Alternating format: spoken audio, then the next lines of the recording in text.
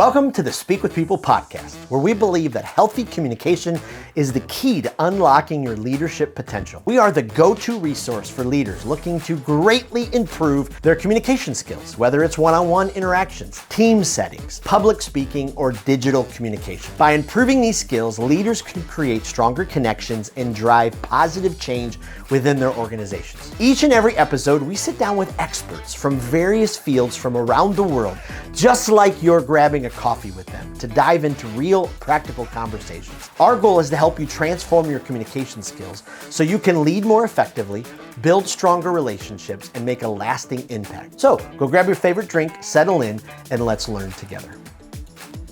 Well, have you ever wondered how to lead effectively in every direction? As a leader, we are often pulled in many directions, but how do we lead in the different directions? Whether it's managing up, it's collaborating across, it's empowering our teams, and how do we do that without losing ourselves in the process? Well, today on the Speak with People podcast, we are diving into all of those things, and we're diving into the essential leadership guide for corporate leaders. And I am so honored to have Mark J. Silverman, who actually wrote the Rising Leader Handbook.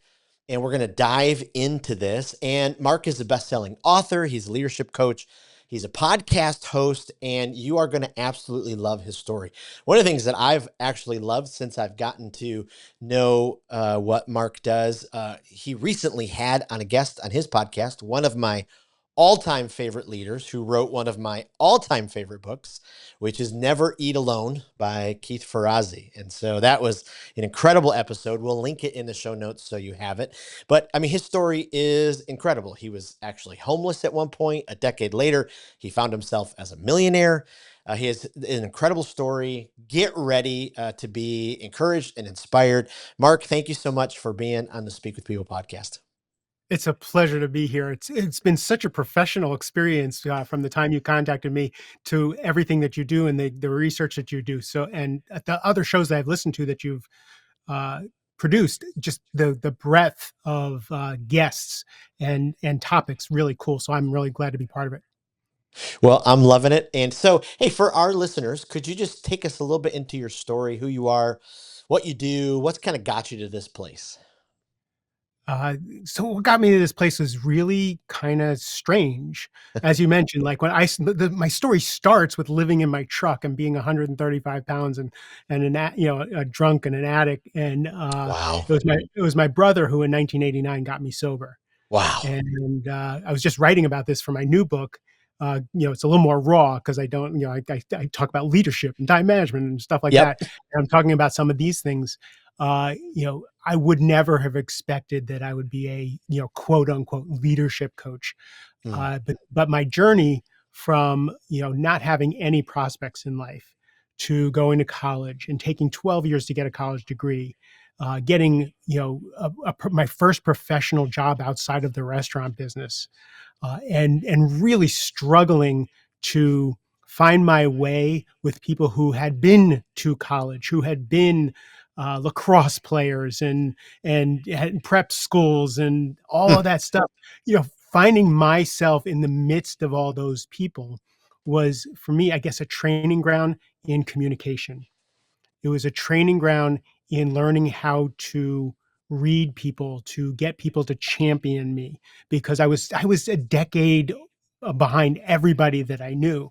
And whenever I trace back why I'm so successful at what I do now, it's always because I learned communication skills, I learned people skills, and I learned to create that support around me so that I could succeed more than I could on my own. So fast forward when I finally got into sales, into tech sales, and I started making, again, I went from homeless to being a waiter and making $26,000 a year to next thing I know, I'm making $150,000 a year, $250,000 a year, $500,000 a year. And the whiplash to that is, on one hand, I'm riding high and driving a sports car and it's really great, got married, had kids. On the other hand, my insides were not catching up. And the challenge of not doing the inner work, of the trauma of all of that, wreaked havoc on my marriage, wreaked havoc on my health, to the point where stone cold sober at 40, 647 years old, everything started to fall apart. My marriage fell apart. My health just went in the toilet. And I couldn't sell anymore. And I was having panic attacks and I didn't know what was going on. And I thought I was going Wow. to die. So, just think about it. You go into one of your big accounts and you run into the CIO of your big account who you've been working with for years. And then he says, "Good morning, Mark." And you can't utter a word and your throat closes and you have to run to the bathroom. Mm. Uh, and, and, and I didn't know. I now know is all of that stuff that happens in midlife to all of us, not maybe to that degree, but that stuff comes up. It was dealing with that, the crash and burn, and looking at all of that stuff and building myself back, that taught me how to now impart everything I've learned to other people and become a coach. Uh, Wow. so when so what I did was the year that everything fell apart, lost my job, my marriage fell apart, my health was in the toilet. Uh, I really thought I was going to die, and I was pretty much suicidal. I just didn't want to Mm. live anymore. But I just couldn't do that to my kids. So I made this promise to myself that I would, if I was going to die, make $1 million to leave to my ex-wife and kids, and I was going to run a marathon. And I couldn't run a mile, but I wanted to do something to show my kids what you do when everything's, all the chips are down. And I was going to give $60,000 to charity. I picked $60,000, and that was, I think, 2009. And that year, I ran the Marine Corps Marathon. I made $1 million, and I wrote checks for $60,000 to charity. Uh, while I was doing that, I was getting healthy. I got a new job, and was soaring at that job, just doing so well at that job, making tons of money.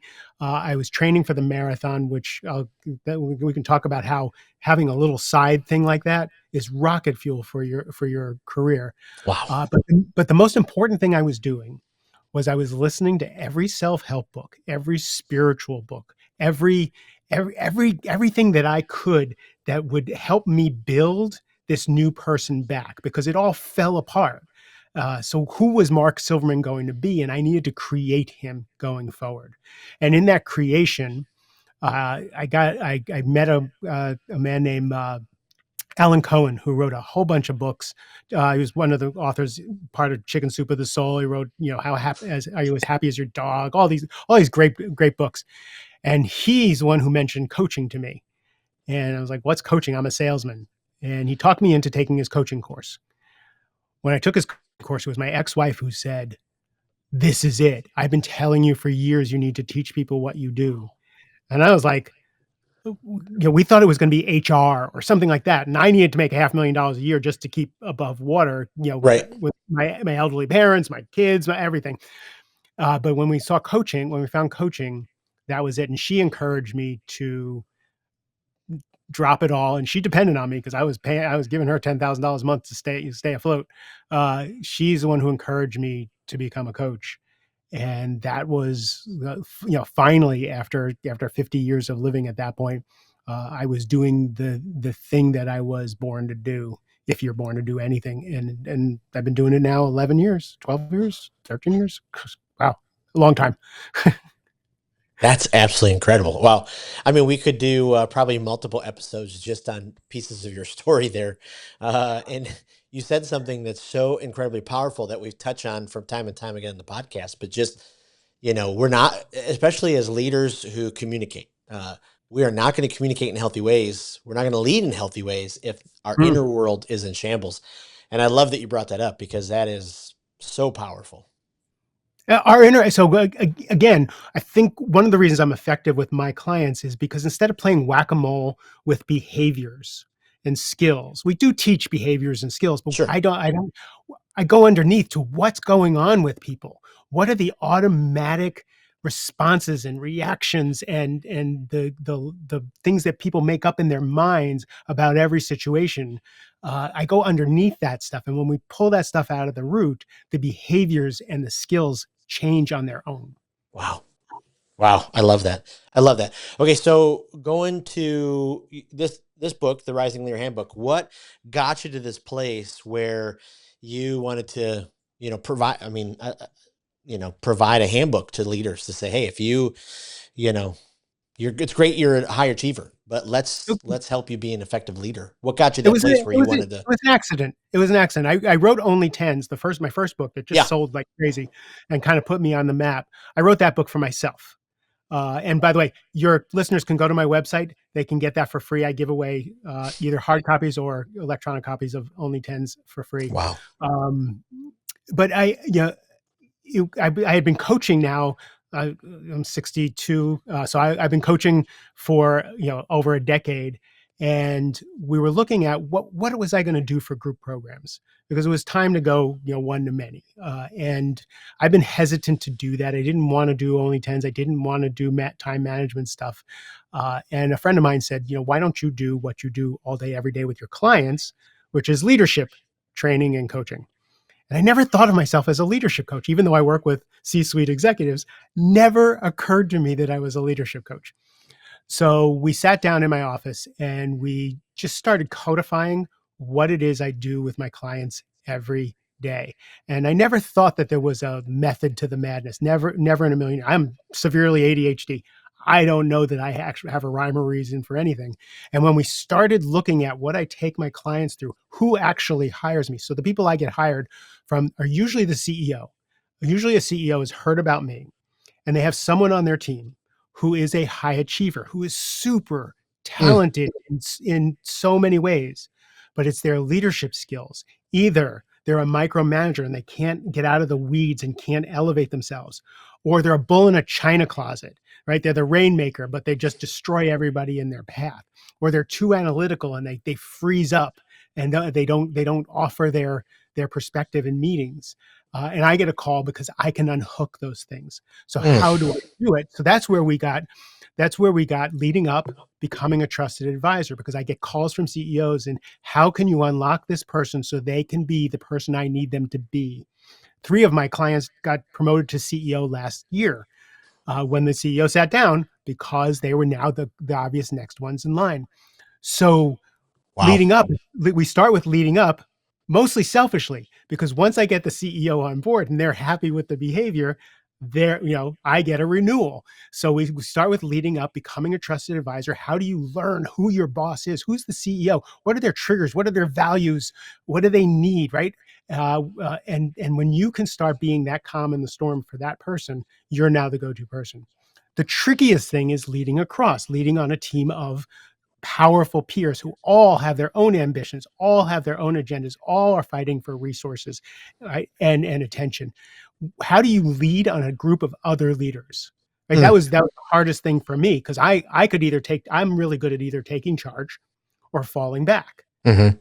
Staying strong, staying powerful, staying in the mix with other people was always a tough one for me. So how do I teach people to create allies from people Mm. who could be your nemesis, right? How do you do that co-opetition of we all want to be recognized, we all want resources, we want our ideas to be implemented, but we're also on the leadership team, right? This is our team. We may have teams under us, but our loyalty and our is to the company and the leadership team. We're no longer, as I say, you're now them, right? Right. It used to be us against them. You're now them, and you have to kind of leave behind that.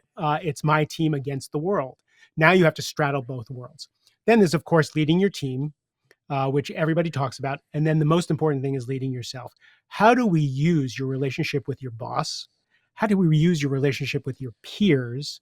How do we use your relationship with the people that work for you to make you better? How do those things uncover your triggers, your fears, your inadequacies, your strengths, your gifts? How do they uncover those things? Because going toe to toe every day with real life situations will give you the fodder for where you need to work and where you can improve. Wow. That's good. I mean, my goodness. Why do you think some high achievers, it takes them a while to kind of get to that place where, they recognize how important my team is, how important, the people around me. Because sometimes, they're soaring at such a level, they don't quite take the time or even realize or see that they need those other team members. every different personality type has a different motivation for the way Mm, they interact with people. So I do Enneagram personality testing, not to put anybody in a box. yep. You're this, you're a driver, you're this. It's more to see what are the waters you swim in and what are your fallbacks. And that will tell you why you have adversarial relationships or why you have fawning relationships, or and now we can start to see why there's friction. So a more heart-centered person who gets promoted to a senior leadership team is going to be so much more aware of the people they left behind. They're going to be so much more. They're going to err on the side of um, of their team, right? And they're going to forget that they're the voice of the company. Where more of a driver, a bull in the china closet, they're not, their people skills aren't there. Like if they don't need something from you, their people skills usually aren't there. So each one has a different motivation. The other thing is it's kind of like have I know you like baseball, and do you remember in high school the star baseball players, how they were treated? I remember on my son's little league team, like some of these kids. I remember one kid's mom used to go on the highway to get the home run balls that he would hit. And then before he got into an elite college and before he could go to college, he had a breakdown because all he knew was people fawning over him for this one Wow. talent, right? Yep. So high achievers are so used to being fawned over for being rainmakers, for being subject matter experts, and they don't, when they get elevated to a leadership position, they don't understand that those skills are no longer going to serve them, and now people skills, everything you talk about on this podcast, people skills are the most important skill they're going to have as a leader. It's no longer getting things done, it's getting things done through people. And Wow. that vexes a lot of people. Wow. You know, it's interesting going back. Uh, we've talked about the disc on here. We've talked about strength finders. We've talked about but less of the Enneagram, which is surprising enough. I'm so glad you brought it up. Uh, because it gives such a great perspective. So I'm a 4 with a wing 3, and so sometimes I So wish you're I like a creative individualist. Your identity is so important to you. How people perceive you in the world, they yes, have to know you. You can't do anything that's inauthentic.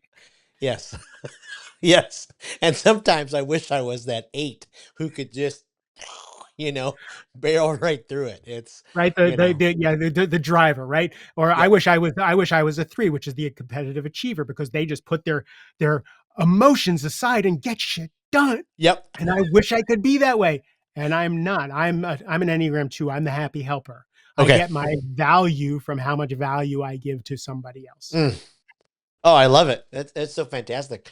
And I love, being able to walk executive leaders or corporate leaders through some of these because especially in a team setting, because for the first time you could see, especially if they don't have a learning and development culture or, they haven't done those things, you can, see their, things going off like, oh, that's why they, respond that way. It's such a fun thing when you do Enneagram testing for an entire leadership team. You bring them all into a room and they understand, oh, that's why that person reacts this way, and Yep. that's why I'm triggered by them, and then all of a sudden there's a compassion and an understanding that if you have someone who's an Enneagram 1, a strict perfectionist, Hmm. their biggest fear is making a mistake. So if they screw up and you're their boss and you go in and then rub their nose in it, you're just adding insult to Yep. injury, not knowing that they've already beat themselves up more than you ever could have. And your job is to build them up. Yep. Wow. Right. So when you learn people's personality types and their core motivations, now you know how to communicate better. Oh, I love that. And so often the training I do for leaders is financial advisors or insurance agents or people in the hospitality world. And it's all people business. And Mhm. what, what would be there better to invest in as a leader if I'm constantly meeting with clients than the Enneagram training? Because now I'm, when I approach that that client, instead of going, okay, here's my agenda, here's my products, I can go, oh, wait a minute, they're a 9. So they're a peacemaker. They're, I mean, I can now, form those things. One of the concepts you talk about, and I love, is this idea of building unshakable trust, especially with our, senior executives, the people above us. How do we go about that? How do we get to that place where we build that kind of unshakable trust? It's twofold. One is it's keeping your word, right? Mm. Say what you're going to do what you're going to say, keep your word. And if you're not going to do it, if you're not going to meet a deadline, if you're not going to accomplish something, right, communicate early so that people can trust you. They can turn their back on you and know that they're safe. If Wow. a CEO doesn't know they're safe, like they give something to someone and they're not sure it's going to happen, or if it's not going to happen, they're going to find out, they can't trust that person. So keeping your word, being honest in that way. But now here's the other piece. It's being brutally honest when you disagree. It's Mm. it's again, being a trusted advisor is saying things that other people won't say. Now, there's an art to that. I often get hired for people who are complete contrarians, because they feel like they're truth tellers and they're just speaking their mind and they're just speaking the truth. And the CEO's like, I have 12 people telling me their problems all day long. Shut them up. And I tell them, listen, do you want to be a shotgun or a rifle? Right? Mm. So you have to choose which pieces are important so that you can, because you're being drowned out. Wow. If you're just pointing out everything that's wrong, and there's, again, there's certain personality types that they feel like that's their contribution. Their contribution is looking for all the potholes. Right. And it is, you need Yeah. those people, but Yep. now you need those people to be able to communicate effectively. So which potholes are right in front of the car? Wow. Which potholes need the resources? Because there's 6 other people on the leadership team who have potholes also. So you want to make sure Wow. that when you speak, so that again, being trustworthy is when you speak, you're speaking about something that actually matters. Wow. Boy, and that principle right there would be a guiding light for so many leaders who feel like, they're always balancing the speaking too much or never speaking enough. If they would just think through it of that lens, and run it through that, especially in a team meeting, those type of things. Okay, yeah, this needs to be said. And now think about, like, if you're the chief counsel of a corporation or you're the CFO. And you're basically the guardrails of the organization. You're Mm. there to keep the organization safe if you're the CFO or the chief counsel. Uh, but what you do often is at odds with the CEO and the sales team and the people who are trying to grow the company and make business happen. Right. So it's not that you're at odds, it's just you have different jobs. Yeah. So I get called often for those people because they don't know how to communicate and they don't know how to let go, because again, their identity, and we can talk about ego and where that fits into this whole equation. Their identity is in the information they're bringing. I told you that this is legally ambiguous and you should listen to me. And if you don't listen to me, I don't have any value. And that's not true. What you're supposed to do is bring the risk to the team, and then the team determines whether or not they want to take that risk. Wow. Boy, that's so powerful. I was thinking about, I have lots of conversations with leaders about that kind of middle manager role. You talk about how leading peers is one of the toughest. All of a sudden I'm promoted. Now I've got a team of 2, 3, 4 people. And sometimes in that middle manager role, we go, I got to oversee everything. I go into micromanager. I can't remember what chapter it is, but you say the person who stays grounded and centered has the power in any given situation. Seems like sometimes in those situations, we don't say centered because we're trying to, in our own minds, rise up to the occasion. But what ends up happening is we micromanage and, all that kind of stuff. Speak to, those people and how they can make sure that they're stewarding, that management role correctly and in a healthy way. ground rule conversations. So if you get promoted above your peer group and now you're their boss, you got it. Like, especially like you have your best friends on the team, the person you used to go out drinking with, all that is on the team, and your buddies, Yep. right? Or maybe you're married to sisters or something like that. Like, and now you're the boss. Ground rule conversations. Every marriage has to have ground rule conversations. This is how we communicate when we're at work. This is the way things have to be. This is, and if we can talk about it outside of work. If I overstepped, if we breached our friendship, but in the office, these are the ground rules, and this is how we speak. And you just call it out. Like, a lot of this stuff is just being a clear human being. We're not taught to be clear human beings. You're right. So it's really hard for people. And then when you get a title thrown in there, and you, like, again, I was joking with my son. My son was away for 3.5 weeks, and he grew a beard. And it wasn't pretty. Like, it didn't enhance this very handsome young man. And we're working on getting him a promotion. And he comes home and he's like, "Should I shave the beard?" And I was like, "Dude, you will never get a promotion with that beard." And afterwards I said, "Look, dude, I love you. You are so handsome. Nothing can screw with that." I said, "I don't care about the beard, but as dad, I have a role to play.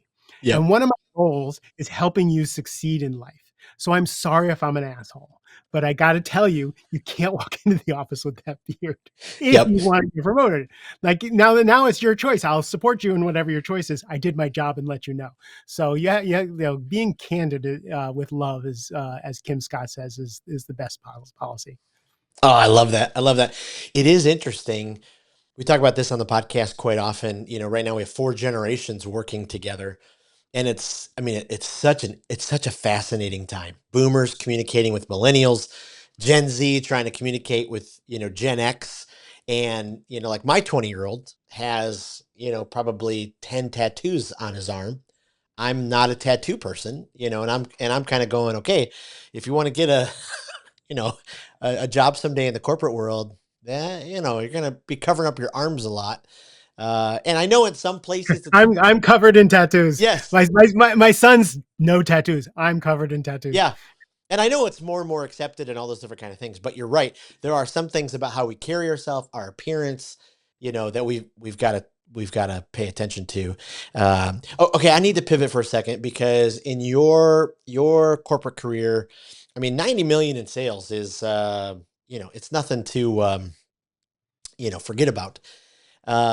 What part of that process did you love? Did you love the prospecting side of it? Did you love the relationship, the building the relationship with the client, the pitch? Which part was the exhilarating part for you?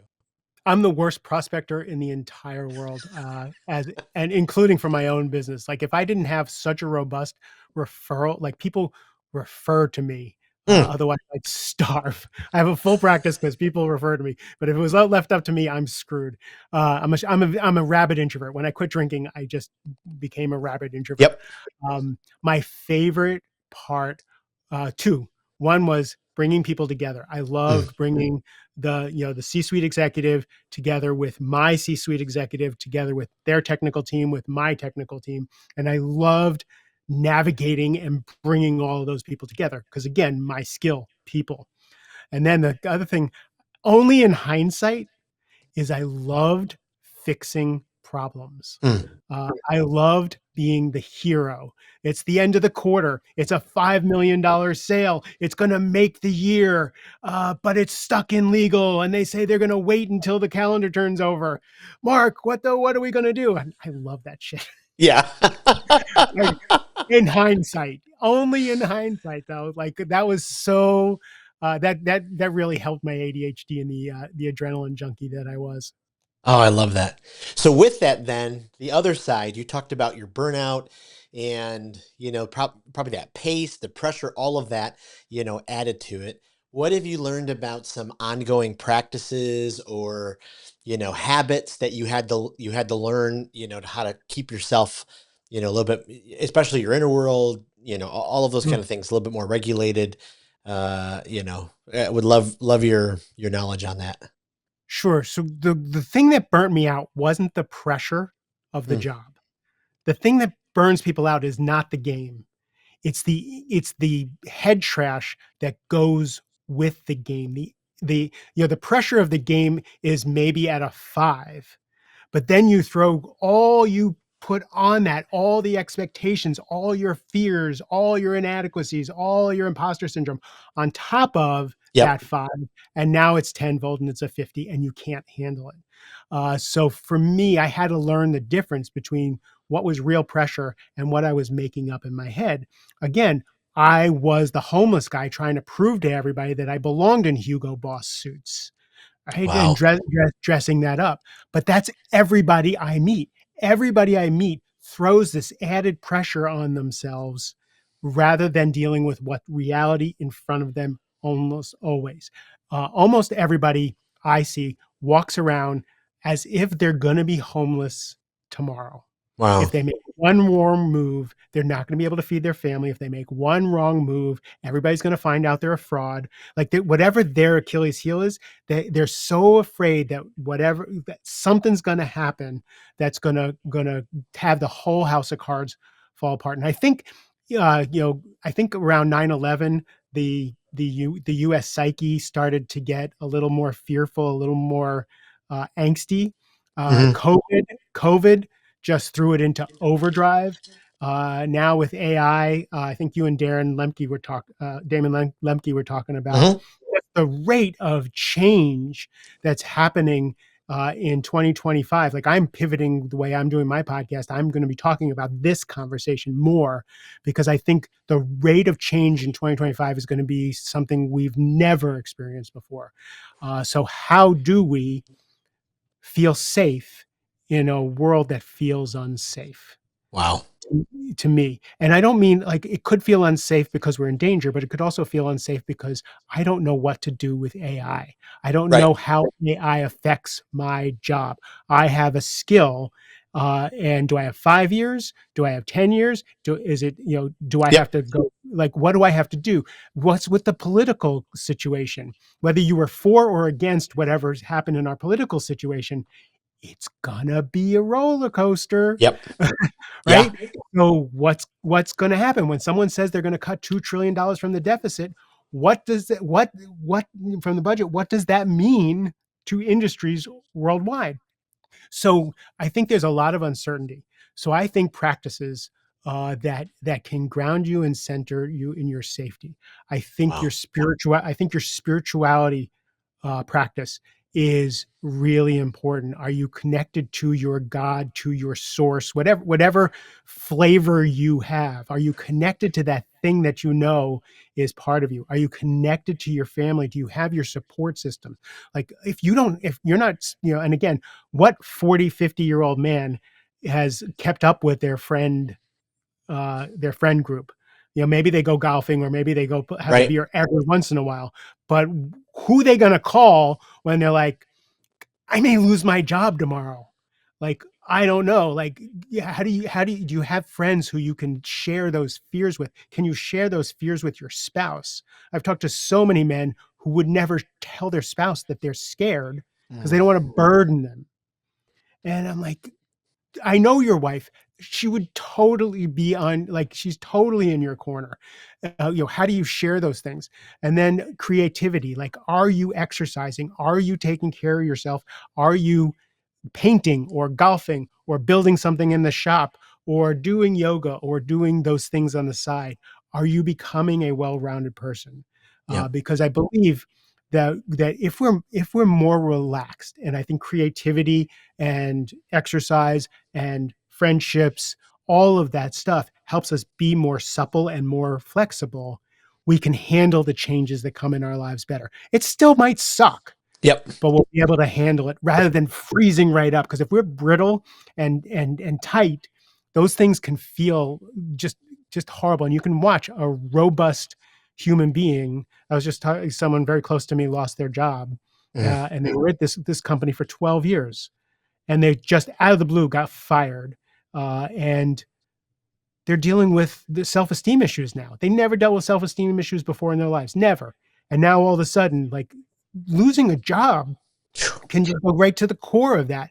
Yep. And then especially men are scared to admit that my identity was wrapped up in that job. Yep. So again, you got to expand your definition of yourself. You got to expand the definition of your support team and of your entire life, because the only thing that's going to be constant in the next couple of years is change and uncertainty. Wow. Wow. Yeah, it's amazing when you think about, I mean, so many of the jobs that AI could affect. I mean, it is something else, especially as we start to dive into those. Last question as we kind of round the corner.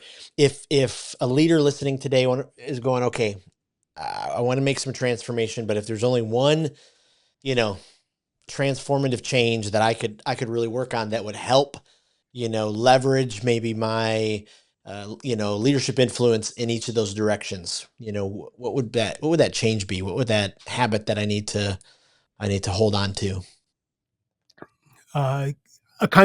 So for me, the number one thing for every human being is a contemplation practice, some semblance of quiet. Whether it's and again, I work in private equity. Those people never sit still.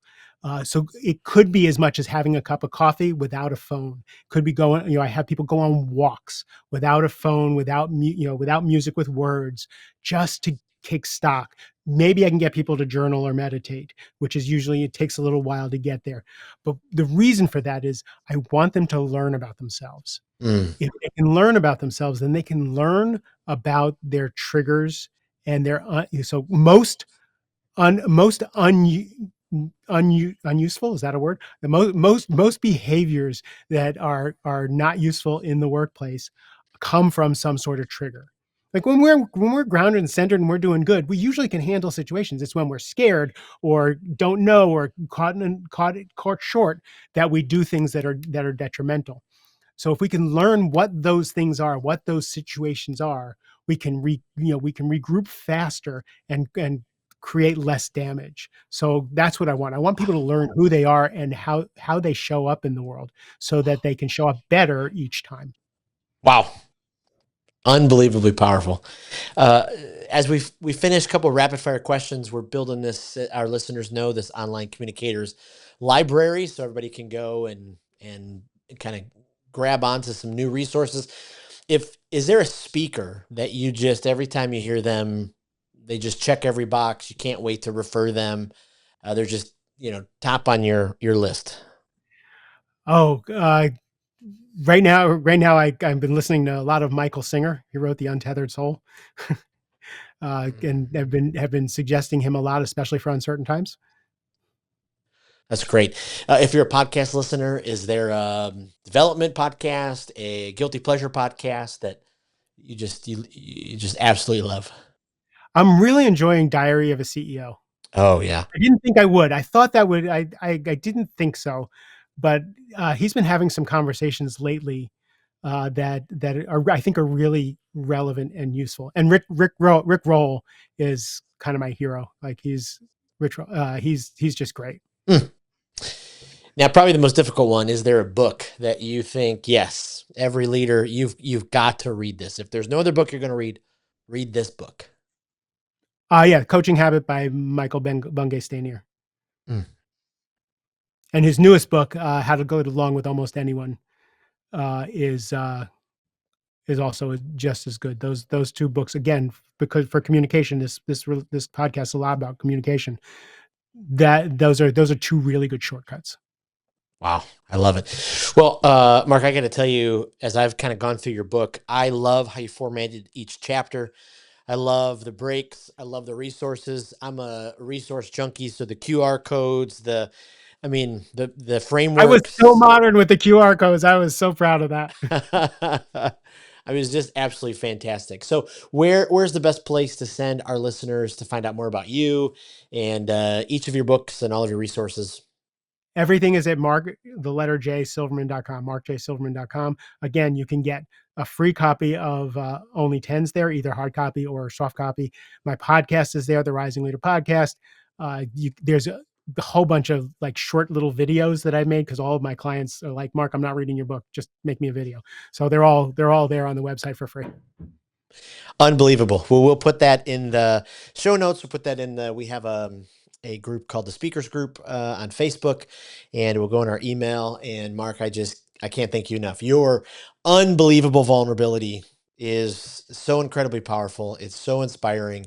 And thank you for just the incredible practical leadership lessons. I know that my leadership, I took pages of notes, is gonna really enjoy this. So thank you again for being on the podcast.